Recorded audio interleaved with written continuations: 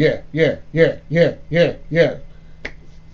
Since I actually had time to myself this weekend, I was actually able to watch some TV shows, and I haven't gave any suggestions or basically informed y'all or did any kind of close to vlogging at all. But this right here, I really got into and watched it in 2 days because I just couldn't cut it off. And then I started watching it backwards because I started from the season 3. It's the guy from White Collar.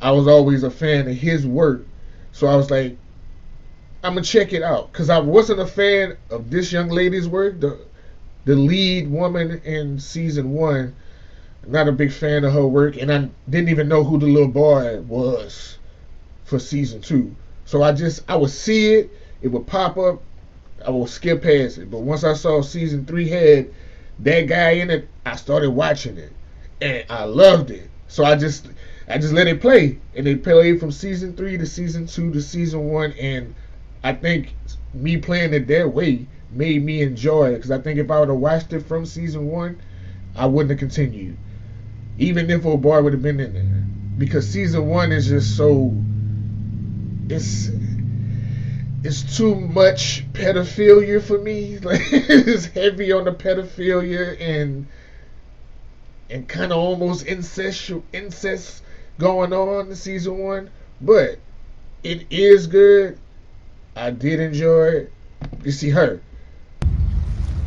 I'm guessing that this isn't where you thought you'd be when you woke up this morning. I didn't. He's Is a it? sicko. But her, I'm not a big fan of her work like that. So when I saw her, I didn't want to watch it. But the writing, incredible.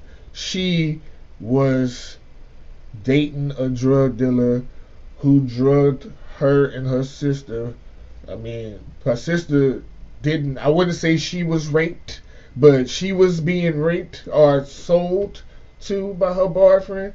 Was selling her for to close a realty deal. Like he was trying to sell or buy some property, and he had to close the deal. And the dude wanted to have sex with his old lady, and he was gonna try to do that, but her paraplegic sister she brought to the party because she was gonna tell on their mom. By the way, she's grown. She had to still listen to her mom because she was still staying with her mom. So she was about to tell on her mom that she was sneaking out the house, so she had to take her sister who is pretty much paralyzed. She can't really fend for herself like that. And it just was, it goes downhill from there. But it's a lot of twists and turns and a lot of more characters involved in season 1. My favorite is season 3, but all 3 seasons are great. Definitely check that out. All right.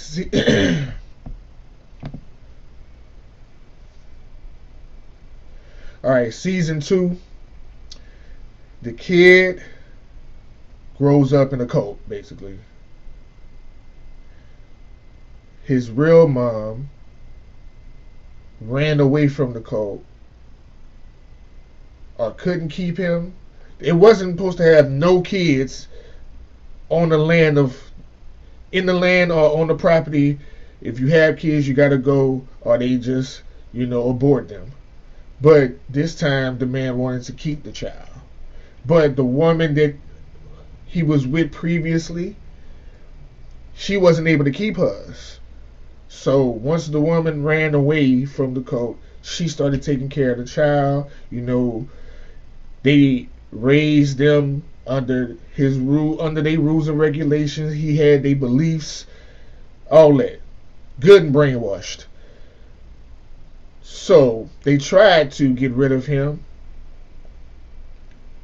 2 people off the cult took him, kidnapped him, was gonna either kill him or put him with another family or bring him to his real mom. That's what was gonna happen. Yeah, they was taking him to bring him to his real mom, but he was so manipulated by that woman. He didn't trust nobody but whatever she said. Anything she said,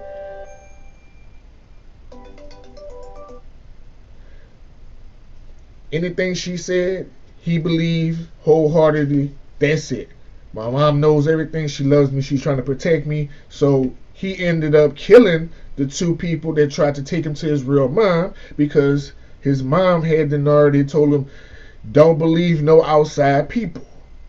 It's a lot of other things going on within that story, especially with the detective.